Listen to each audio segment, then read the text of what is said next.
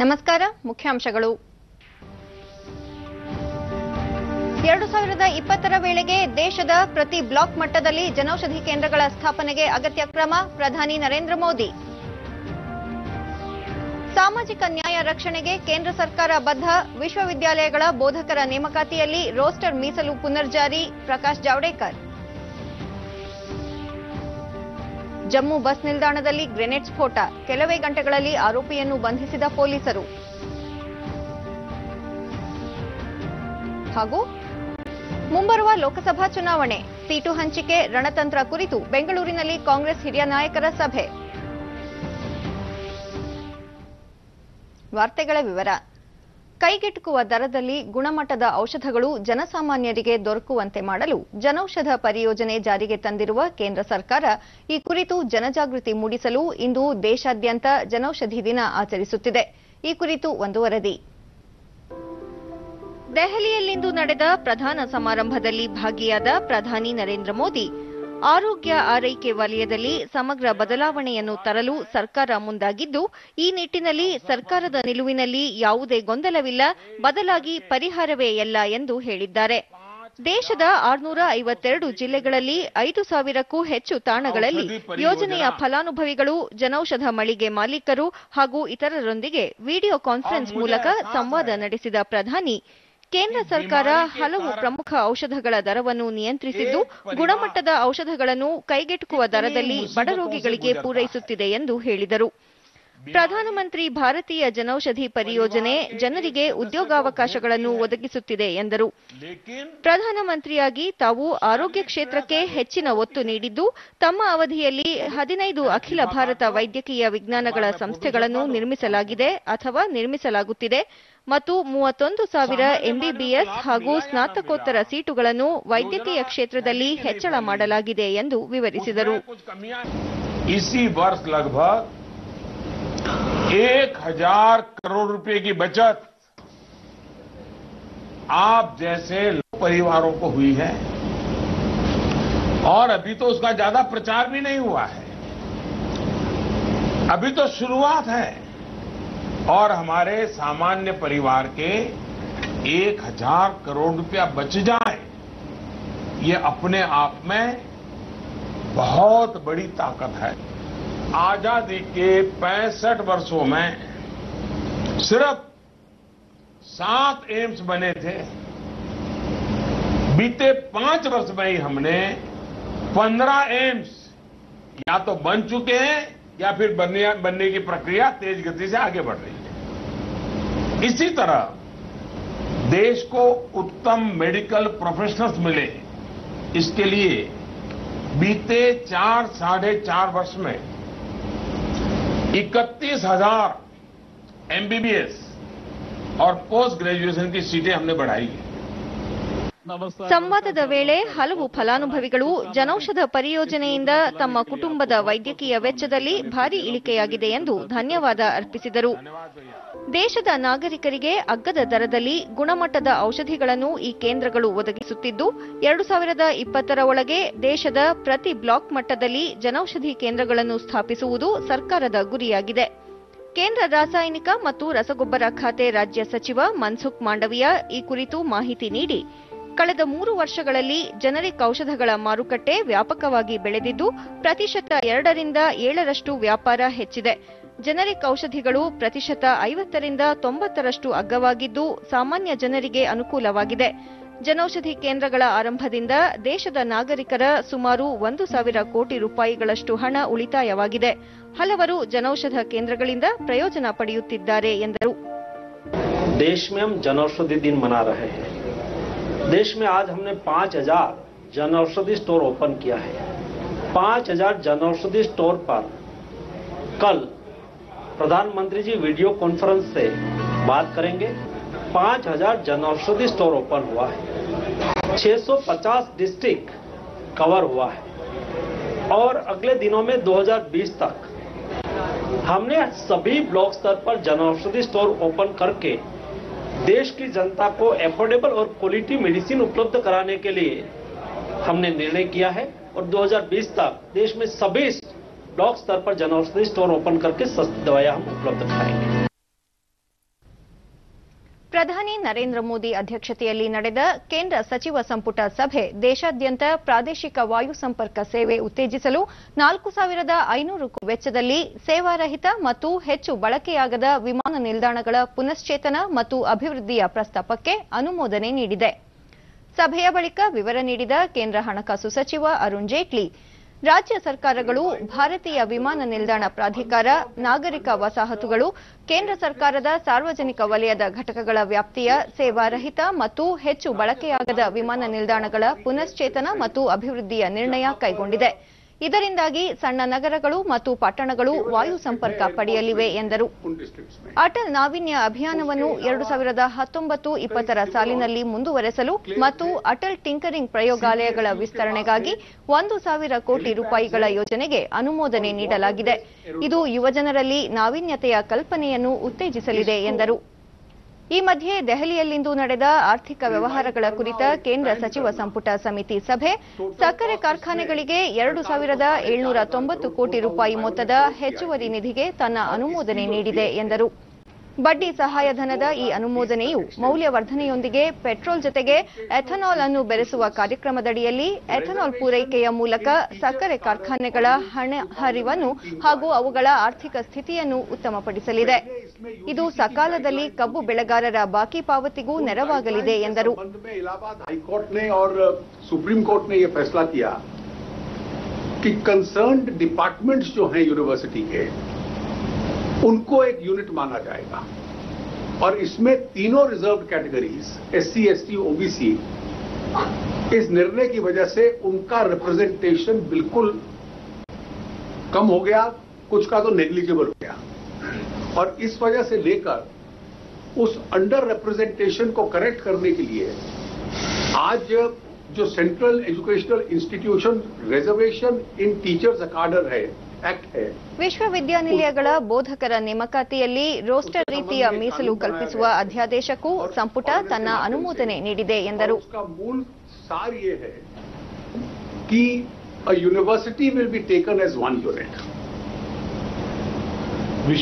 ಕಳೆದ ವಾರ ಮಾನವ ಸಂಪನ್ಮೂಲ ಅಭಿವೃದ್ಧಿ ಖಾತೆ ಸಚಿವ ಪ್ರಕಾಶ್ ಜಾವಡೇಕರ್, ಸಾಮಾಜಿಕ ನ್ಯಾಯ ರಕ್ಷಣೆಗೆ ಸರ್ಕಾರ ಬದ್ಧವಾಗಿದ್ದು ಬೋಧಕರ ನೇಮಕಾತಿಯಲ್ಲಿ ರೋಸ್ಟರ್ ಮೀಸಲು ವ್ಯವಸ್ಥೆ ಪುನರ್ಜಾರಿಗೆ ಸರ್ಕಾರ ಬದ್ಧವಾಗಿದೆ ಎಂದು ತಿಳಿಸಿದ್ದರು. रिजर्वेशन देने का आज ऐतिहासिक फैसला कैबिनेट ने किया है.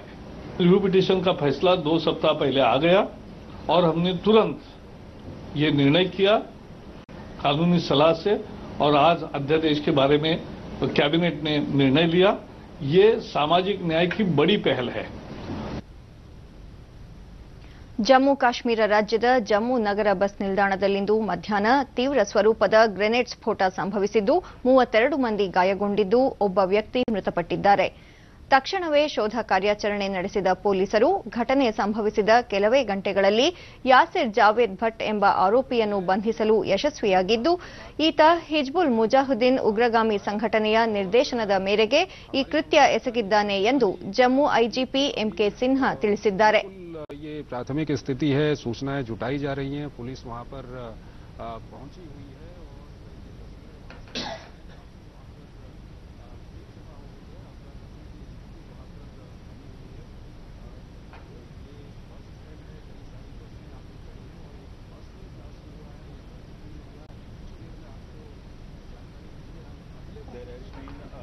Explosion over here. It seems that the grenade has been lobbed from outside. It possibly had rolled beneath the bus and it has caused injuries to approximately 18 persons. They have all been shifted. The generic inputs are always there. Jammu ನಗರದ ಹೃದಯ ಭಾಗದಲ್ಲಿರುವ ಸಾರ್ವಜನಿಕ bus ನಿಲ್ದಾಣದಲ್ಲಿ ಈ ಸ್ಫೋಟ ಸಂಭವಿಸಿತು. ಪೊಲೀಸರು ಮತ್ತು ಭದ್ರತಾ ಪಡೆಗಳು ಶ್ವಾನ ದಳದೊಂದಿಗೆ ಸ್ಥಳವನ್ನು ಸುತ್ತುವರೆದು ರಕ್ಷಣೆ ಹಾಗೂ ಶೋಧ ಕಾರ್ಯಾಚರಣೆ ಜೊತೆಗೆ ಆರೋಪಿಯ ಪತ್ತೆಗೆ ಸಿಸಿಟಿವಿ ಕ್ಯಾಮೆರಾಗಳ ಮೊರೆ ಹೋಗಿದ್ದರು. ಗಾಯಾಳುಗಳನ್ನು ಆಸ್ಪತ್ರೆಗೆ ದಾಖಲಿಸಲಾಗಿದೆ. ಜಮ್ಮು ಕಾಶ್ಮೀರದ ಕುಪ್ವಾರ ಜಿಲ್ಲೆಯ ಹಂದ್ವಾರಾದಲ್ಲಿ ಭದ್ರತಾ ಪಡೆ ಮತ್ತು ಭಯೋತ್ಪಾದಕರ ನಡುವೆ ನಡೆದ ಗುಂಡಿನ ಚಕಮಕಿಯಲ್ಲಿ ಭಾರತೀಯ ಸೇನೆಯು ಓರ್ವ ಭಯೋತ್ಪಾದಕನನ್ನು ಹೊಡೆದುರುಳಿಸಿದೆ.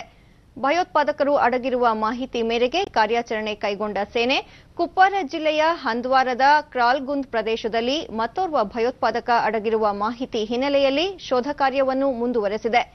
ಈ ಮಧ್ಯೆ ಪದೇ ಪದೇ ಕದನ ವಿರಾಮ ಉಲ್ಲಂಘಿಸುತ್ತಿರುವ ಪಾಕಿಸ್ತಾನ ಅಪ್ರಚೋದಿತ ಗುಂಡಿನ ದಾಳಿ ನಡೆಸುತ್ತಿದ್ದು, ಅದಕ್ಕೆ ಭಾರತ ತಕ್ಕ ಪ್ರತ್ಯುತ್ತರ ನೀಡುತ್ತಿದೆ. ಭಯೋತ್ಪಾದನೆ ಕುರಿತಂತೆ ಹಬ್ಬಿಸಲಾಗುತ್ತಿರುವ ಸುಳ್ಳು ಸುದ್ದಿಗಳಿಗೆ ಗಮನ ಕೊಡದಂತೆ ಮತ್ತು ಆತಂಕಕ್ಕೆ ಒಳಗಾಗದಂತೆ ಭಾರತೀಯ ಸೇನೆ ಜನತೆಗೆ ಮನವಿ ಮಾಡಿದೆ. ಈ ಸಂಬಂಧ ಟ್ವೀಟ್ ಮಾಡಿರುವ ಸೇನೆ, ಭಯೋತ್ಪಾದನೆಗೆ ಬೆಂಬಲ ನೀಡುತ್ತಿರುವವರು ಸುಳ್ಳು ಮಾಹಿತಿ ಮತ್ತು ನಕಲಿ ಚಿತ್ರ, ಸುಳ್ಳು ವಿಡಿಯೋ ತುಣುಕುಗಳನ್ನು ಹರಿಬಿಡುತ್ತಿದ್ದಾರೆ. ಇವುಗಳನ್ನು ನಂಬಬೇಡಿ ಎಂದು ಮನವಿ ಮಾಡಿದೆ. ಭಯೋತ್ಪಾದನೆ ಹುಟ್ಟು ಹಾಕುವವರು ಮತ್ತು ಅದರ ಏಜೆಂಟರುಗಳು ಭಾರತೀಯ ಸೇನೆಗೆ ಸಂಬಂಧಿಸಿದಂತೆಯೂ ಸುಳ್ಳು ಸುದ್ದಿ ಹಬ್ಬಿಸುತ್ತಿದ್ದಾರೆ. ಇಂಥ ವದಂತಿಗಳ ವಿಚಾರದಲ್ಲಿ ಸಾವಧಾನಚಿತ್ತರಾಗಿ ವರ್ತಿಸಿ ಸುಳ್ಳು ಸುದ್ದಿಗಳಿಗೆ ಬಲಿಯಾಗಬೇಡಿ ಎಂದು ಎಚ್ಚರಿಕೆ ನೀಡಿದೆ. ಬೇಹುಗಾರಿಕೆ ಸಂಸ್ಥೆಗಳ ನಿರ್ದೇಶನದ ಮೇರೆಗೆ ಮಸೂದ್ ಅಜರ್ ನೇತೃತ್ವದ ಜೈಷ್ ಎ ಮೊಹಮ್ಮದ್ ಭಾರತದಲ್ಲಿ ಹಲವಾರು ದಾಳಿಗಳನ್ನು ತಮ್ಮ ಅವಧಿಯಲ್ಲೂ ನಡೆಸಿತ್ತು ಎಂದು ಪಾಕಿಸ್ತಾನದ ಮಾಜಿ ಅಧ್ಯಕ್ಷ ಪರ್ವೇಜ್ ಮುಷರಫ್ ತಿಳಿಸಿದ್ದಾರೆ. ಪ್ರಸ್ತುತ ದುಬೈನಲ್ಲಿ ನೆಲೆಸಿರುವ 75 ವರ್ಷದ ಮುಷರಫ್, ಜೈಷ್ ಎ ಮೊಹಮ್ಮದ್ ತಮ್ಮ ಹತ್ಯೆಗೂ 2 ಬಾರಿ ಪ್ರಯತ್ನಿಸಿತ್ತು ಎಂದು ತಿಳಿಸಿದ್ದಾರೆ. ಫೆಬ್ರವರಿ 14ರಂದು ಪುಲ್ವಾಮಾದಲ್ಲಿ 40 ಯೋಧರು ಹುತಾತ್ಮರಾದ ಸಿಆರ್ಪಿಎಫ್ ಸಿಬ್ಬಂದಿ ಇದ್ದ ವಾಹನದ ಮೇಲಿನ ದಾಳಿಯ ಹೊಣೆಯನ್ನು ಜೈಷ್ ಎ ಮೊಹಮ್ಮದ್ ಸಂಘಟನೆ ಹೊತ್ತಿತ್ತು. ಪಾಕಿಸ್ತಾನದ ವಿದೇಶಾಂಗ ಸಚಿವ ಶಾ ಮೊಹಮ್ಮದ್ ಖುರೇಶಿ ಮಸೂದ್ ಅಜರ್ ಪಾಕಿಸ್ತಾನದಲ್ಲಿ ಇದ್ದಾನೆ ಎಂದು ತಿಳಿಸಿದ್ದರು.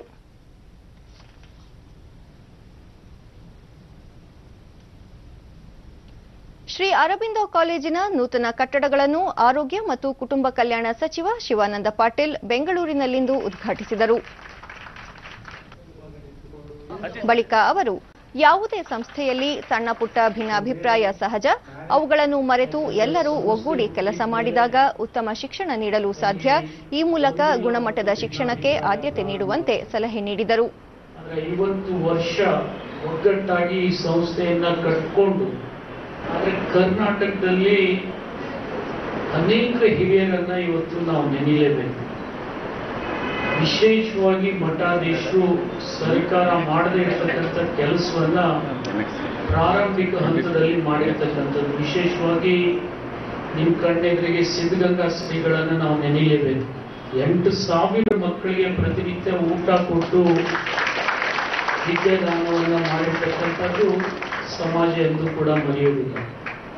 ನನ್ನ ಉದ್ದೇಶ ಎಲ್ಲರೂ ನಂದಿಯಾಗಿರಬೇಕು. ಶಾಸಕ ಗೋಪಾಲಯ್ಯ, ಶಾಲಾ ಕಾಲೇಜುಗಳು ವಿದ್ಯಾರ್ಥಿಗಳಿಗೆ ಉತ್ತಮ ಶಿಕ್ಷಣದ ಜೊತೆಗೆ ಸಂಸ್ಕಾರ ಮತ್ತು ಸಂಸ್ಕೃತಿಯನ್ನು ಕಲಿಸುವ ತಾಣಗಳಾಗಬೇಕು ಎಂದರು. ಯಾರು ನಮ್ಮ ತಂದೆ ತಾಯಿ, ಯಾರು ನಾವು ವಿದ್ಯೆಯನ್ನು ಕಲಿತಿರ್ತಕ್ಕಂಥದ್ದು ಬರೀ ನಾವೊಂದು ಡಿಗ್ರಿ ತಗೊಂಡು ಆಚೆ ಹೊರಟೋದಾಗೋದಿಲ್ಲ. ನಮ್ಮ ಶಿಕ್ಷಣ ಕೊಟ್ಟಂತ ವಿದ್ಯಾಸಂಸ್ಥೆಯನ್ನ ನಮ್ಮ ವಿದ್ಯಾರ್ಥಿಗಳು ನಮ್ಮ ಬದುಕಿರೋದನ್ನು ಗುರುತಿಸಬೇಕು ಅಂತ. 4.5 ವರ್ಷಗಳ ಸಂಸದರ ಸಾಧನೆ ಬಿಂಬಿಸುವ ವಿಕಾಸದ ಪಥದೆಡೆಗೆ ಪುಟ್ಟ ಹೆಜ್ಜೆ ಪುಸ್ತಕವನ್ನು ಉಡುಪಿ ಚಿಕ್ಕಮಗಳೂರು ಸಂಸದೆ ಶೋಭಾ ಕರಂದ್ಲಾಜೆ ಬೆಂಗಳೂರಿನಲ್ಲಿಂದು ಬಿಡುಗಡೆ ಮಾಡಿದರು. ಕಳೆದ ಲೋಕಸಭಾ ಚುನಾವಣೆ ಸಂದರ್ಭದಲ್ಲಿ ದೇಶದ ಜನರಿಗೆ ನೀಡಿದ್ದ ಬಹುತೇಕ ಭರವಸೆಯನ್ನು ಪ್ರಧಾನಿ ನರೇಂದ್ರ ಮೋದಿ ಈಡೇರಿಸಿದ್ದಾರೆ. ಹೀಗಾಗಿ ಈ ಬಾರಿಯೂ 300ಕ್ಕೂ ಹೆಚ್ಚು ಸ್ಥಾನಗಳನ್ನು ಗೆದ್ದು ಮತ್ತೊಮ್ಮೆ ಪ್ರಧಾನಿಯಾಗಲಿದ್ದಾರೆ ಎಂದರು. ಉಡುಪಿ ಚಿಕ್ಕಮಗಳೂರು ಲೋಕಸಭಾ ಕ್ಷೇತ್ರದಲ್ಲಿ ಕೇಂದ್ರೀಯ ವಿದ್ಯಾಲಯ ಆರಂಭ, ರಾಜ್ಯದ ಪ್ರಥಮ ಸಖಿ ಕೇಂದ್ರ ಉದ್ಘಾಟನೆ, ಪಾಸ್ಪೋರ್ಟ್ ಸೇವಾ ಕೇಂದ್ರ ಸೇರಿದಂತೆ 10 ಹಲವು ಅಭಿವೃದ್ಧಿ ಕಾಮಗಾರಿಗಳಿಗೆ ಚಾಲನೆ ನೀಡಲಾಗಿದೆ ಎಂದು ಹೇಳಿದರು. ಜೆಡಿಎಸ್ ಕಾಂಗ್ರೆಸ್ ಸಮ್ಮಿಶ್ರ ಸರ್ಕಾರದಲ್ಲಿ ಮುಖ್ಯಮಂತ್ರಿ ಎಚ್.ಡಿ. ಕುಮಾರಸ್ವಾಮಿ ಸಾಧನೆ ಶೂನ್ಯ, ಯಾವುದೇ ಅಭಿವೃದ್ಧಿ ಕಾಮಗಾರಿ ನಡೆದಿಲ್ಲ ಎಂದು ದೂರಿದರು. 5 ವರ್ಷಗಳಲ್ಲಿ ನಾವು ಮಾಡಿದೀವಿ. ಫಸ್ಟ್ ಇನ್ ಉಡುಪಿ ಚಿಕ್ಕಮಗಳೂರು ಯಾವುದು ಅಂತ, ಇಲ್ಲಿ ತನಕ ನನ್ನ ಉಡುಪಿ ಚಿಕ್ಕಮಗಳೂರು ಕೇಂದ್ರೀಯ ವಿದ್ಯಾಲಯ ಇರಲಿಲ್ಲ. ನಮ್ಮೆಲ್ಲ ವಿದ್ಯಾರ್ಥಿನಿಯರು ಗುಣಮಟ್ಟದ ಶಿಕ್ಷಣ ಪಡಿಬೇಕಂದ್ರೆ ಖಾಸಗಿ ಶಾಲೆಗಳಿಗೆ ಲಕ್ಷಾಂತರ ರೂಪಾಯಿ ಫೀಸ್ ಕಟ್ಟು ಹೋಗ್ಬೇಕಾಗಿತ್ತು.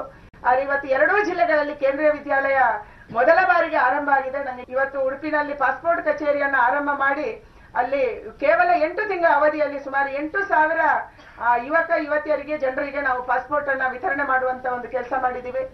ಕರ್ನಾಟಕದಲ್ಲಿ ಸರ್ಕಾರ ಅನ್ನುವಂಥದ್ದು ನಮಗೆ ಕಾಣಿಸ್ತಾ ಇಲ್ಲ. ಯಾವುದೇ ಕೇಂದ್ರದ ಯೋಜನೆಗಳಿಗೆ ಸಹಕಾರ ದೊರೀತಾ ಇಲ್ಲ. ನಿನ್ನೆ ಪ್ರಧಾನಿಯವರು ಕೂಡ ಮೆನ್ಷನ್ ಮಾಡಿದ್ದಾರೆ, ರೈತರ ಅಕೌಂಟ್ಗೆ ನಾನು ದುಡ್ಡು ಹಾಕಬೇಕು ಅಂತಂದ್ರೂ ಕೂಡ ಅದರ ಪಟ್ಟಿಯನ್ನು ಕೂಡ ರಾಜ್ಯ ಸರ್ಕಾರ ಕೊಡ್ತಾ ಇಲ್ಲ. ಹಾಗೇನೆ ಬೇರೆ ಬೇರೆ ವಿಷಯಗಳಲ್ಲಿ ಚರ್ಚೆ ಆಗ್ತಾ ಇದೆ. ಇಲ್ಲಿಗೆ ಬಂದಿರುವಂತ ಸ್ಮಾರ್ಟ್ ಸಿಟಿಗೆ ಬಂದಿರುವಂತ ದುಡ್ಡನ್ನು ಕೂಡ ಬೇರೆ ಕೆಲಸಕ್ಕೆ ಸುಮಾರು 500 ಕೋಟಿಯಷ್ಟು ಹಣವನ್ನ ಬೇರೆ ಕೆಲಸಕ್ಕೆ ಡೈವರ್ಟ್ ಮಾಡಿದ್ದಾರೆ ಅನ್ನುವಂಥದ್ದು. ಮುಂಬರುವ ಲೋಕಸಭಾ ಚುನಾವಣೆಯಲ್ಲಿ ಕನಿಷ್ಠ 22 ಸ್ಥಾನಗಳಲ್ಲಿ ಪಕ್ಷ ರಾಜ್ಯದಲ್ಲಿ ಗೆಲುವು ಸಾಧಿಸಲಿದೆ ಎಂದು ಬಿಜೆಪಿ ರಾಜ್ಯಾಧ್ಯಕ್ಷ ಬಿಎಸ್ ಯಡಿಯೂರಪ್ಪ ಬೆಳಗಾವಿಯಲ್ಲಿಂದು ಹೇಳಿದ್ದಾರೆ.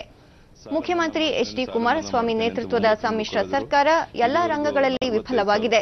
ಅಭಿವೃದ್ಧಿ ಕಾರ್ಯಗಳು ಕುಂಠಿತವಾಗಿವೆ. ಅನ್ನದಾತನ ಸಮಸ್ಯೆಗಳಿಗೆ ಸ್ಪಂದಿಸುತ್ತಿಲ್ಲ. ರೈತರ 45,000 ಕೋಟಿ ಸಾಲ ಮನ್ನಾ ಮಾಡುವುದಾಗಿ ಭರವಸೆ ನೀಡಿ ರೈತ ಸಮುದಾಯವನ್ನು ದಿಕ್ಕು ತಪ್ಪಿಸುವ ಕೆಲಸ ಮಾಡುತ್ತಿದ್ದಾರೆ ಎಂದು ಆರೋಪಿಸಿದರು. ಜನ ಖಂಡಿಸ್ತಾ ಇದ್ದಾರೆ. ಬರಗಾಲ ತೀವ್ರತರವಾಗಿದೆ, ಕುಡಿಯುವ ನೀರಿನ ಹಾಹಾಕಾರ ಇದೆ, ಜನರಿಗೆ ಮೇವಿಲ್ಲ, ಯಾವುದೇ ಸಂಕಷ್ಟಕ್ಕೆ ಸರ್ಕಾರ ಸ್ಪಂದಿಸುತ್ತಿಲ್ಲ, ಅಭಿವೃದ್ಧಿ ಕಾರ್ಯಗಳು ಸಂಪೂರ್ಣ ಸ್ಥಗಿತ ಆಗಿದೆ. ಮುಂಬರುವ ಲೋಕಸಭಾ ಚುನಾವಣೆ ಹಿನ್ನೆಲೆಯಲ್ಲಿ ಜೆಡಿಎಸ್ನೊಂದಿಗೆ ಸೀಟು ಹಂಚಿಕೆ, ಚುನಾವಣಾ ಸಿದ್ಧತೆ ಕುರಿತಂತೆ ಕಾಂಗ್ರೆಸ್ ಚುನಾವಣಾ ಸಮಿತಿ ಸಭೆ ಬೆಂಗಳೂರಿನಲ್ಲಿಂದು ನಡೆಯಿತು. ಸಭೆಯಲ್ಲಿ ಸಮನ್ವಯ ಸಮಿತಿ ಅಧ್ಯಕ್ಷ ಸಿದ್ದರಾಮಯ್ಯ, ಉಪಮುಖ್ಯಮಂತ್ರಿ ಡಾ ಜಿ ಪರಮೇಶ್ವರ್, ಕೆಪಿಸಿಸಿ ಅಧ್ಯಕ್ಷ ದಿನೇಶ್ ಗುಂಡೂರಾವ್, ಕಾರ್ಯಾಧ್ಯಕ್ಷ ಈಶ್ವರ್ ಖಂಡ್ರೆ, ಪ್ರಚಾರ ಸಮಿತಿ ಅಧ್ಯಕ್ಷ ಎಚ್ಕೆ ಪಾಟೀಲ್, ಹಿರಿಯ ನಾಯಕರಾದ Ramalinga Reddy, BK Hariprasad, RV Deshpande, Margaret Alva, KH Muniyappa ಸೇರಿದಂತೆ ಹಲವರು ಪಾಲ್ಗೊಂಡಿದ್ದರು. ಸಭೆಯಲ್ಲಿ ಜೆಡಿಎಸ್ನೊಂದಿಗೆ ಸೀಟು ಹಂಚಿಕೆ ಸಂಬಂಧ ಪಕ್ಷದ ಅಧ್ಯಕ್ಷ ರಾಹುಲ್ ಗಾಂಧಿ ಅವರಿಗೆ ವಾಸ್ತವ ಸಂಗತಿಗಳನ್ನು ಮನವರಿಕೆ ಮಾಡಿಕೊಡುವ ಜೊತೆಗೆ ಹಾಲಿ ಸಂಸದರು ಇರುವ ಸ್ಥಾನಗಳನ್ನು ಕಾಂಗ್ರೆಸ್ಗೆ ಉಳಿಸಿಕೊಳ್ಳುವುದು ಹಾಗೂ ಇನ್ನುಳಿದ ಕ್ಷೇತ್ರಗಳಿಗೆ ಗೆಲ್ಲುವ ಅಭ್ಯರ್ಥಿಗಳನ್ನು ಆಯ್ಕೆ ಮಾಡಲು ಸುದೀರ್ಘ ಸಮಾಲೋಚನೆ ನಡೆಯಿತು. ಜೆಡಿಎಸ್ ನಾಯಕರೊಂದಿಗೆ ಚರ್ಚಿಸಿ ಶೀಘ್ರದಲ್ಲೇ ಸೀಟು ಹಂಚಿಕೆ ಅಂತಿಮಗೊಳಿಸುವ ನಿರ್ಧಾರಕ್ಕೆ ಸಮಿತಿ ಸಭೆ ಬಂದಿದೆ. ಮುಂಬರುವ ಲೋಕಸಭಾ ಚುನಾವಣೆ ಹಿನ್ನೆಲೆಯಲ್ಲಿ ಮಂಗಳೂರಿನಲ್ಲಿ ಹಮ್ಮಿಕೊಂಡಿದ್ದ ಜಿಲ್ಲಾ ಕಾಂಗ್ರೆಸ್ ಸಮಾವೇಶವನ್ನು ಕೆಪಿಸಿಸಿ ಅಧ್ಯಕ್ಷ ದಿನೇಶ್ ಗುಂಡೂರಾವ್ ಉದ್ಘಾಟಿಸಿದರು. ಮಾಜಿ ಮುಖ್ಯಮಂತ್ರಿ ಸಿದ್ದರಾಮಯ್ಯ, ಸಚಿವ ಯುಟಿ ಖಾದರ್, ಮಾಜಿ ಸಚಿವರಾದ ರಮಾನಾಥ ರೈ, ವಿನಯ್ ಕುಮಾರ್ ಸೊರಕೆ, ವಿಧಾನ ಪರಿಷತ್ ಸದಸ್ಯ ಸಿಎಂ ಇಬ್ರಾಹಿಂ ಸೇರಿದಂತೆ ಅನೇಕ ಮುಖಂಡರು ಪಾಲ್ಗೊಂಡಿದ್ದರು. ಈ ವೇಳೆ ಸಿದ್ದರಾಮಯ್ಯ, ಕರಾವಳಿ ಭಾಗ ಶಾಂತಿ ಸೌಹಾರ್ದತೆಗೆ ಹೆಸರುವಾಸಿಯಾದ ಪ್ರದೇಶ. ಇಂತಹ ಪ್ರದೇಶದಲ್ಲಿ ಶಾಂತಿ ಕದಡುವವರ ವಿರುದ್ಧ ಕಠಿಣ ಕ್ರಮ ಕೈಗೊಳ್ಳುವ ಅಗತ್ಯವಿದೆ. ಲೋಕಸಭಾ ಚುನಾವಣೆಯಲ್ಲಿ ರಾಜ್ಯದಲ್ಲಿ ಹೆಚ್ಚಿನ ಸ್ಥಾನ ಗೆಲ್ಲಲು ಎಲ್ಲರೂ ಒಗ್ಗೂಡಿ ಹೋರಾಡಬೇಕು ಎಂದು ಹೇಳಿದರು. ಸಾಮರಸ್ಯ ಬೇಕು ಅಂತಕ್ಕಂಥವರು, ಹಾಗಾಗಿನೇ ನಾವು 13 ಜನರನ್ನು ಗೆಲ್ಲಲಿಕ್ಕೆ ಸಾಧ್ಯ. ಇವತ್ತು ಈ ಪೂರಿಯನ್ನ ಕ್ರಿಯೇಟ್ ಮಾಡಿ ಕಳೆದ ಬಾರಿ ನರೇಂದ್ರ ಮೋದಿಯವರು ಗೆದ್ದು ಪ್ರಧಾನಮಂತ್ರಿ ಆದರು. ಜನರಿಕ್ ಔಷಧಿ ದಿನದ ಅಂಗವಾಗಿ ಮೈಸೂರಿನಲ್ಲಿಂದು ಜನರಿಕ್ ಔಷಧಿ ಫಲಾನುಭವಿಗಳು ಹಾಗೂ ಮಾರಾಟಗಾರರ ಜಾಥಾ ಹಮ್ಮಿಕೊಳ್ಳಲಾಗಿತ್ತು. ಬಳಿಕ ಸಭಾ ಕಾರ್ಯಕ್ರಮವನ್ನು ಶಾಸಕ ಎಸ್ಎ ರಾಮದಾಸ್ ಉದ್ಘಾಟಿಸಿ ಜನೌಷಧಿ ಕೇಂದ್ರಕ್ಕೆ ಮೈಸೂರು ಸೇರಿದಂತೆ ದೇಶದೆಲ್ಲೆಡೆ ಉತ್ತಮ ಬೆಂಬಲ ವ್ಯಕ್ತವಾಗಿದ್ದು, ಕೇಂದ್ರ ಸರ್ಕಾರದ ಈ ಯೋಜನೆಯಿಂದ ಬಡ ಜನರಿಗೆ ಅನುಕೂಲವಾಗಿದೆ ಎಂದರು.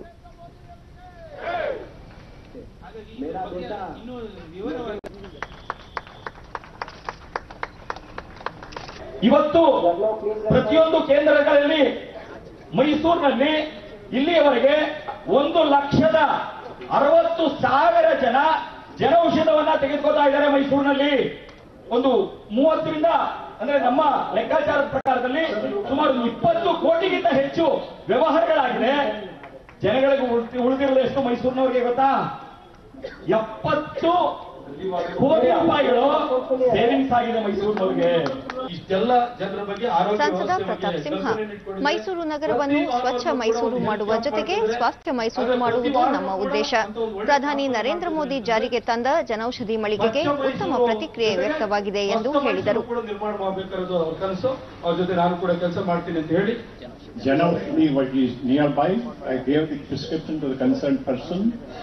ಫಲಾನುಭವಿ ನಾಗರಾಜ್, ಪ್ರತಿ ತಿಂಗಳು ಔಷಧಿಗೆ 4,500 ರೂಪಾಯಿ ಖರ್ಚಾಗುತ್ತಿದ್ದು, ಈಗ ಅದೇ ಔಷಧಿಗಳು 1,500 ರೂಪಾಯಿಗೆ ದೊರೆಯುತ್ತಿವೆ ಎಂದರು.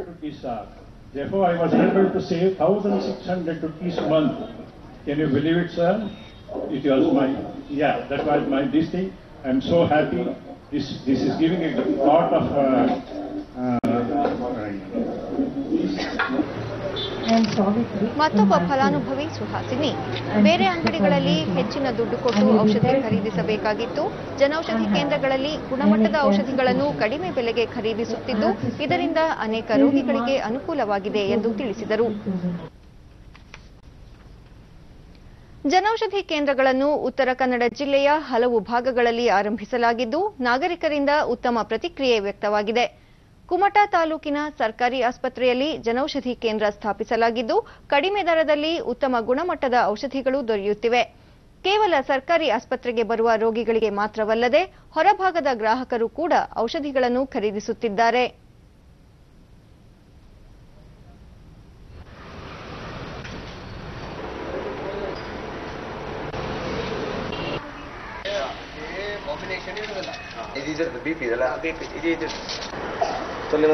ದೂರದರ್ಶನದೊಂದಿಗೆ ಫಲಾನುಭವಿ ತದಡಿಯ ವಿಶ್ವನಾಥ ನಾಯಕ, ಯಾವುದೇ ಔಷಧಿ ಖರೀದಿಸಬೇಕಾದರೆ ಮಂಗಳೂರಿಗೆ ಹೋಗಬೇಕಾಗಿತ್ತು, ಈಗ ಕುಮಟಾ ಸರ್ಕಾರಿ ಆಸ್ಪತ್ರೆಯಲ್ಲಿ ದೊರೆಯುತ್ತಿದೆ ಎಂದರು. ನಮ್ಮ ತಂದೆಯವರಿಗೆ 2 ವರ್ಷ ಆಯಿತು, ಹಾರ್ಟ್ ಆಪರೇಷನ್ ಆಗಿತ್ತು. ಮಂಗಳೂರು ಎಜಿ ಹಾಸ್ಪಿಟಲಿಂದ ಇಲ್ಲೇ ಔಷಧಿ ಎಲ್ಲೂ ಸಿಗುವುದಿಲ್ಲಾಗಿತ್ತು. ಕಾರವಾರ ಇಲ್ಲ, ಅಂಕೋಲ ಇಲ್ಲ, ಕುಮಟಾ ಎಲ್ಲೂ ಸಿಗುವುದಿಲ್ಲಾಗಿತ್ತು. ಮಂಗಳೂರೇ ಹೋಗಿ ತರಬೇಕಾಗಿತ್ತು. ಇಲ್ಲ 1 ಅವರ್ ಹೋಗಿ ಒಂದಿವ್ಸ ಮೊದಲೇ ಆರ್ಡರ್ ಮಾಡಿ ತರಬೇಕಾಗಿತ್ತು. ಈಗಾಗಲ್ಲ, ಎಲ್ಲ ಗೌರ್ಮೆಂಟ್ ಹಾಸ್ಪಿಟಲ್ ಒಳಗೆ, ಕುಮಟಾ ಗೌರ್ಮೆಂಟ್ ಹಾಸ್ಪಿಟಲ್ ಒಳಗೆ ಜನೌಷಧಿ ಕೇಂದ್ರ ಆಗಿದ್ದು. ಇಲ್ಲಿ ಬಂದೆ ಮತ್ತೆ ರೇಟ್ ಒಳಗೂ 70% ಅಂದ್ರೆ ಕಡಿಮೆ ಇದಾಗಿದೆ. ಔಷಧಿ ತಗೊಂಡಾಗ ಹೆಚ್ಚು ದತ್ತಾತ್ರೇಯ ಮಂಜುನಾಥ್ ಅವರು ಹೆಚ್ಚಿನ ದರ ನೀಡಿ ಹೊರಗಡೆ ಔಷಧಿ ಖರೀದಿಸಬೇಕಾಗಿತ್ತು. ಜನೌಷಧಿ ಕೇಂದ್ರಗಳಲ್ಲಿ ರಿಯಾಯಿತಿ ದರದಲ್ಲಿ ಔಷಧಿ ದೊರೆಯುತ್ತಿದೆ ಎಂದರು. 25% ನಲ್ಲಿ ನಮಗೆ ಈಗ ಈ ಔಷಧಿ ಸಿಗ್ತಾ ಇದೆ ಪ್ರಧಾನಮಂತ್ರಿ ಯೋಜನೆಯಿಂದ. ಆದ್ದರಿಂದ ಜನೌಷಧಿ ಕೇಂದ್ರದಲ್ಲಿ ಪ್ರತಿಯೊಬ್ಬರು ಖರೀದಿ ಮಾಡಬಹುದು. ಪ್ರಧಾನಮಂತ್ರಿ ಜನೌಷಧಿ ಕುಮಟಾ ವೈದ್ಯಾಧಿಕಾರಿ ಡಾಕ್ಟರ್ ಗಣೇಶ್, ಜನೌಷಧಿ ಮಳಿಗೆಯಿಂದ ರೋಗಿಗಳಿಗೆ ತುಂಬಾ ಸಹಕಾರಿಯಾಗಿದೆ ಎಂದರು. ರೋಗಿಗಳಿಗೂ ಅನುಕೂಲ ಆಗ್ತಾ ಇದೆ. ಯಾಕಂದ್ರೆ ಇದರ ಒಂದು ಔಷಧಿಯ ಬೆಲೆ ತುಂಬಾ ಕಡಿಮೆ. ಆದರೆ ಔಷಧಿ ಬೆಲೆ ಕಡಿಮೆ ಅಂದ ತಕ್ಷಣ ಇದರಲ್ಲಿ ಗುಣಮಟ್ಟದಲ್ಲಿ ಯಾವುದೇ ಒಂದು ವ್ಯತ್ಯಾಸ ಇಲ್ಲ. ಗುಣಮಟ್ಟ ಸೇಮು, ಬಟ್ ಪ್ರೈಸಸ್ ತುಂಬಾ ಕಡಿಮೆ ಇರೋದ್ರಿಂದ ಬಹಳಷ್ಟು ಬಡ ರೋಗಿಗಳಿಗೆ ಅನುಕೂಲ ಆಗ್ತಾ ಇದೆ. ಬಿಜೆಪಿ ವತಿಯಿಂದ ಮೈಸೂರಿನ ಖಾಸಗಿ ಹೋಟೆಲ್ನಲ್ಲಿ ನಿನ್ನೆ ಹಮ್ಮಿಕೊಂಡಿದ್ದ ಪ್ರಬುದ್ಧರೊಂದಿಗೆ ಸಂವಾದ ಕಾರ್ಯಕ್ರಮದಲ್ಲಿ ರಕ್ಷಣಾ ಸಚಿವೆ ನಿರ್ಮಲಾ ಸೀತಾರಾಮನ್ ಭಾಗವಹಿಸಿದ್ದರು. ಸಂಸದ ಪ್ರತಾಪ್ ಸಿಂಹ ಸೇರಿ ಹಲವು ಗಣ್ಯರು ಉಪಸ್ಥಿತರಿದ್ದರು. ನಿರ್ಮಲಾ ಸೀತಾರಾಮನ್ ಕಳೆದ 5 ವರ್ಷಗಳಲ್ಲಿ ಎಲ್ಲಾ ಕ್ಷೇತ್ರಗಳಲ್ಲೂ ಉತ್ತಮ ಕೆಲಸಗಳನ್ನು ಮಾಡಿರುವ ಆತ್ಮವಿಶ್ವಾಸದಲ್ಲಿ ಈ ಬಾರಿಯ ಚುನಾವಣೆಯನ್ನು ಎದುರಿಸುತ್ತಿದ್ದೇವೆ ಎಂದು ಹೇಳಿದರು. ದೇಶದ ಆರ್ಥಿಕ ಸ್ಥಿತಿಯನ್ನು ಉತ್ತಮಗೊಳಿಸುವ ನಿಟ್ಟಿನಲ್ಲಿ ದಶಕಗಳಿಂದ ಆಗಿರುವ ಲೋಪಗಳನ್ನು ಸರಿಪಡಿಸುವ ಅಗತ್ಯವಿದೆ ಎಂದರು. ದೇಶದಲ್ಲಿ ಸ್ವಚ್ಛತೆಯಲ್ಲಿ ಮೈಸೂರು ನಗರ 3ನೇ ಸ್ಥಾನ ಪಡೆದುಕೊಂಡಿರುವುದು ಸಂತಸ ತಂದಿದ್ದು ಮುಂದಿನ ವರ್ಷದಲ್ಲಿ ಮೊದಲನೇ ಸ್ಥಾನಕ್ಕೆ ಬರುವ ವಿಶ್ವಾಸ ವ್ಯಕ್ತಪಡಿಸಿದರು. You are taking a decision which should have been taken probably some time ago. Just got to know that Mysore is back again on the top 3 of the cleanest cities, and I'm sure it will touch first again. I think on the airstrike I made it very plain that it is not a military action, it was an action taken. ಮುಂಬರುವ ಲೋಕಸಭಾ ಚುನಾವಣೆ ಹಿನ್ನೆಲೆಯಲ್ಲಿ ಮತದಾನ ಕುರಿತು ಜಾಗೃತಿ ಮೂಡಿಸುವ bike ರ್ಯಾಲಿಗೆ ಮಂಡ್ಯದಲ್ಲಿಂದು ಜಿಲ್ಲಾಧಿಕಾರಿ ರೂಪಾ ಚಾಲನೆ ನೀಡಿದರು. ಬೈಕ್ಗಳಲ್ಲಿ ನಗರದ ವಿವಿಧ ಭಾಗಗಳಲ್ಲಿ ಸಂಚರಿಸಿ ಆಮಿಷಕ್ಕೆ ಒಳಗಾಗದೆ ವಿವೇಚನೆಯಿಂದ ಮತ ಚಲಾಯಿಸುವಂತೆ ಮತದಾರರಿಗೆ ಅರಿವು ಮೂಡಿಸಲಾಯಿತು. ತಹಸೀಲ್ದಾರ್ ನಾಗೇಶ್, ನಗರಸಭೆ ಆಯುಕ್ತ ಲೋಕೇಶ್, ಡಿವೈಎಸ್ಪಿ ಗಂಗಾಧರ್ ಭಾಗವಹಿಸಿದ್ದರು. ಉಪವಿಭಾಗಾಧಿಕಾರಿ ರಾಜೇಶ್, ಯುವ ಮತದಾರರು ತಮ್ಮ ಹಕ್ಕನ್ನು ಚಲಾಯಿಸಲು ಚುನಾವಣಾ ಆಯೋಗಕ್ಕೆ ತಮ್ಮ ಹೆಸರನ್ನು ನೋಂದಾಯಿಸಿಕೊಳ್ಳಬೇಕು ಎಂದು ಹೇಳಿದರು. ಮತದಾನ ಪ್ರಕ್ರಿಯೆಯಿಂದ ಯಾರೊಬ್ಬರೂ ಸಹ ಬಿಡಬಾರದು. ಹಾಗೆ ಮತದಾನ ಪ್ರಕ್ರಿಯೆ, ಮತದಾನದ ಗುರುತು ಚೀಟಿ ಪಡೆಯೋದರಲ್ಲಿ ಪ್ರತಿಯೊಬ್ಬರೂ ಸಹ ಪಾಲ್ಗೊಳ್ಳಬೇಕು. ಹಾಗೆ ಅದನ್ನು ಗುರುತು ಚೀಟಿಯನ್ನು ಪಡೆಯಬೇಕು, ಮತದಾನದಲ್ಲಿ ಪಾಲ್ಗೊಳ್ಳಬೇಕು. ಮತದಾನ ಕಾರ್ಕಳದ ಮುದ್ರಾಡಿಯಲ್ಲಿ 8 ದಿನಗಳ ರಾಷ್ಟ್ರೀಯ ರಂಗೋತ್ಸವಕ್ಕೆ ರಾಜ್ಯ ಪ್ರಶಸ್ತಿ ವಿಜೇತ ಯಕ್ಷಗಾನ ಕಲಾವಿದ ಸೀತಾರಾಮಕುಮಾರ್ ಕಟೀಲ್ ಚಾಲನೆ ನೀಡಿದರು. ಇದೇ ಸಂದರ್ಭದಲ್ಲಿ ಯಕ್ಷಗಾನ ಮತ್ತು ನಾಟಕ ರಚನೆಕಾರ ಪಿವಿ ಆನಂದ್ ಸಾಲಿಗ್ರಾಮ ಅವರನ್ನು ಸನ್ಮಾನಿಸಲಾಯಿತು. ಬಳಿಕ ಸೀತಾರಾಮಕುಮಾರ್ ಕಟೀಲ್, ತುಳುವೆರ್ ಕಲಾ ಸಂಘಟನೆ ಹೊಸ ಕಲಾವಿದರನ್ನು ಹುಟ್ಟುಹಾಕಿ ಬೆಳೆಸಿ ಪ್ರೋತ್ಸಾಹಿಸುತ್ತಿರುವುದು ಶ್ಲಾಘನೀಯ. ಕಳೆದ 30 ವರ್ಷಗಳಿಂದ ಈ ಸಂಸ್ಥೆಯಲ್ಲಿ ಅನುಭವ ಪಡೆದಿರುವುದಾಗಿ ಹೇಳಿದರು.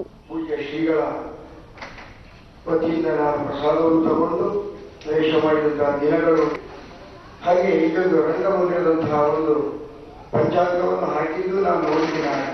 ಈಗದೆಲ್ಲ ಸಂಪೂರ್ಣವಾಗಿ ಸಂಭವನಗೊಂಡು ಅನೇಕ ಅನೇಕ ಕಾರ್ಯಕ್ರಮಗಳನ್ನು ಮಾಡುತ್ತಾ ಅನೇಕ ಕಲಾವಿದರಿಗೆ, ನಾಟಕಕಾರರಿಗೆ, ಹೀಗೆ ಬೇರೆ ಬೇರೆ ವಿಭಾಗದಂತ ಕಲೆಯುಳ್ಳಂತ ಇದೊಂದು ಕ್ಷೇತ್ರವಾಗಿ ಮಾರ್ಪಾಡಾಗ್ತಾ ಇದೆ.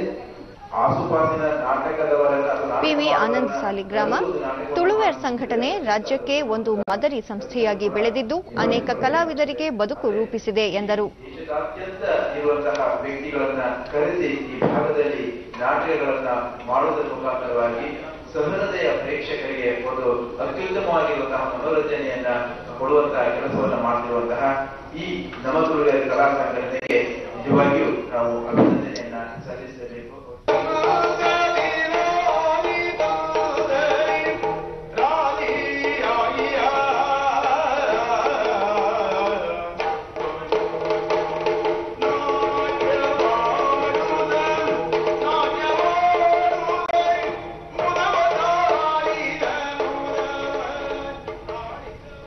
ನಾಳೆ ಅಂತಾರಾಷ್ಟ್ರೀಯ ಮಹಿಳಾ ದಿನ. ಈ ಹಿನ್ನೆಲೆಯಲ್ಲಿ ರಾಷ್ಟ್ರಪತಿ ರಾಮನಾಥ್ ಕೋವಿಂದ್ ಅವರು ಮಹಿಳೆಯರಿಗೆ ನೀಡಲಾಗುವ ಅತ್ಯುನ್ನತ ನಾಗರಿಕ ಗೌರವ ನಾರಿ ಶಕ್ತಿ ಪುರಸ್ಕಾರವನ್ನು ನಾಳೆ ದೆಹಲಿಯಲ್ಲಿ ಪ್ರದಾನ ಮಾಡಲಿದ್ದಾರೆ. ಈ ಪುರಸ್ಕಾರಕ್ಕೆ ಈ ವರ್ಷ 44 ಜನರನ್ನು ಆಯ್ಕೆ ಮಾಡಲಾಗಿದೆ. ಮಹಿಳಾ ಮತ್ತು ಮಕ್ಕಳ ಅಭಿವೃದ್ಧಿ ಸಚಿವೆ ಮೇನಕಾ ಗಾಂಧಿ ವಿವರ ನೀಡಿ, ಮಹಿಳೆಯರ ಸಶಕ್ತೀಕರಣ ಮತ್ತು ಸಾಮಾಜಿಕ ಕಲ್ಯಾಣದ ನಿಟ್ಟಿನಲ್ಲಿ ಅವಿಸ್ಮರಣೀಯ ಸೇವೆ ಸಲ್ಲಿಸಿದ ಮಹಿಳೆಯರು ಮತ್ತು ಸಂಸ್ಥೆಗಳನ್ನು ಗುರುತಿಸಿ ನಾರಿ ಶಕ್ತಿ ಪುರಸ್ಕಾರ ನೀಡಲಾಗುತ್ತಿದೆ ಎಂದರು. ಕೇಂದ್ರ ವಾರ್ತಾ ಮತ್ತು ಪ್ರಸಾರ ಸಚಿವಾಲಯದ ಕಾರ್ಯದರ್ಶಿ ಅಮಿತ್ ಖರೆ ದೆಹಲಿಯಲ್ಲಿಂದು ಸಚಿವಾಲಯದ ವಾರ್ಷಿಕ ವರದಿ 2019ರ ಪುಸ್ತಕ ಮತ್ತು ವಿದ್ಯುನ್ಮಾನ ಪ್ರತಿ ಬಿಡುಗಡೆ ಮಾಡಿದರು. ಸಚಿವಾಲಯದ ಪ್ರಕಾಶನ ವಿಭಾಗದ ಮಹಾನಿರ್ದೇಶಕರಾದ ಸಾಧನಾ ರಾವತ್, ಭಾರತ ಸರ್ಕಾರದ ವಾರ್ತಾ ಶಾಖೆಯ ಪ್ರಧಾನ ಮಹಾನಿರ್ದೇಶಕ ಸೀತಾನ್ ಶುಂಕರ್, ಆರ್ಎನ್ಐನ ರಿಜಿಸ್ಟ್ರಾರ್ ಜನರಲ್ ಗಣೇಶನ್ ಮತ್ತಿತರರು ಉಪಸ್ಥಿತರಿದ್ದರು. ನಂತರ ಖರೆ ಭಾರತ 2019 ವಾರ್ಷಿಕ ವರದಿಯನ್ನು ಹೊರತರುವ ಮೂಲಕ ದೇಶದ ಎಲ್ಲರಿಗೂ ಮಾಹಿತಿ ತಲುಪಿಸುವ ಕಾರ್ಯವನ್ನು ಪ್ರಕಾಶನ ವಿಭಾಗ ಮಾಡಿದೆ. ಕೃಷಿ, ಆರ್ಥಿಕತೆ, ವಿಜ್ಞಾನ ತಂತ್ರಜ್ಞಾನ ಸೇರಿದಂತೆ ವಿವಿಧ ವಲಯಗಳಲ್ಲಿ ಭಾರತದ ಸಾಧನೆಯ ಬಗ್ಗೆ ಅಧಿಕೃತ ಮತ್ತು ನಿಖರ ಮಾಹಿತಿಯನ್ನು ಈ ಕೃತಿ ನೀಡಲಿದೆ ಎಂದರು. Like the ones preceding them have been a source of information not only for the young readers but also for those desirous of having more detail about Indian economy or Indian. ಕೊನೆಯಲ್ಲಿ ಮತ್ತೊಮ್ಮೆ ಮುಖ್ಯಾಂಶಗಳು. 2020ರ ವೇಳೆಗೆ ದೇಶದ ಪ್ರತಿ block ಮಟ್ಟದಲ್ಲಿ ಜನೌಷಧಿ ಕೇಂದ್ರಗಳ ಸ್ಥಾಪನೆಗೆ ಅಗತ್ಯ ಕ್ರಮ, ಪ್ರಧಾನಿ ನರೇಂದ್ರ ಮೋದಿ. ಸಾಮಾಜಿಕ ನ್ಯಾಯ ರಕ್ಷಣೆಗೆ ಕೇಂದ್ರ ಸರ್ಕಾರ ಬದ್ಧ, ವಿಶ್ವವಿದ್ಯಾಲಯಗಳ ಬೋಧಕರ ನೇಮಕಾತಿಯಲ್ಲಿ ರೋಸ್ಟರ್ ಮೀಸಲು ಪುನರ್ಜಾರಿ, ಪ್ರಕಾಶ್ ಜಾವಡೇಕರ್. ಜಮ್ಮು ಬಸ್ ನಿಲ್ದಾಣದಲ್ಲಿ ಗ್ರೆನೇಡ್ ಸ್ಫೋಟ, ಕೆಲವೇ ಗಂಟೆಗಳಲ್ಲಿ ಆರೋಪಿಯನ್ನು ಬಂಧಿಸಿದ ಪೊಲೀಸರು. ಮತ್ತು ಮುಂಬರುವ ಲೋಕಸಭಾ ಚುನಾವಣೆ, ಸೀಟು ಹಂಚಿಕೆ ರಣತಂತ್ರ ಕುರಿತು ಬೆಂಗಳೂರಿನಲ್ಲಿ ಕಾಂಗ್ರೆಸ್ ಹಿರಿಯ ನಾಯಕರ ಸಭೆ. ನಮ್ಮ ಮುಂದಿನ ವಾರ್ತಾ ಪ್ರಸಾರ ರಾತ್ರಿ 9 ಗಂಟೆಗೆ ಚಂದನದಲ್ಲಿ. ನಮಸ್ಕಾರ.